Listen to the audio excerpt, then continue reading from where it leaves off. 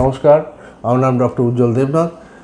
আজকের topic of discussion আমরা নিয়ে আসছি, আজকাল খুব কমন হয়ে গেছে টোটাল নি রিপ্লেসমেন্ট। অনেকেই রিপ্লেসমেন্ট করাচ্ছেন, কিন্তু তার যে একটা প্রবলেম হতে পারে সেটা হচ্ছে গিয়ে by 2 to 3% patients may have infection.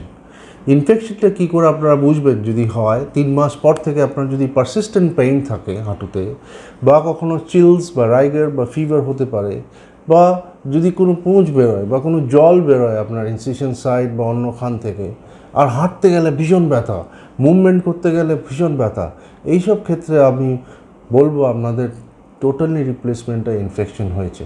তারপরে কি করবেন? ডক্টরের কাছে যাবেন যে সার্জারি করেছে, বা অন্য কারো কাছে যেতে পারেন, তারা স্পেশালিস্ট অন ইনফেক্টেড টিকেয়ার্স।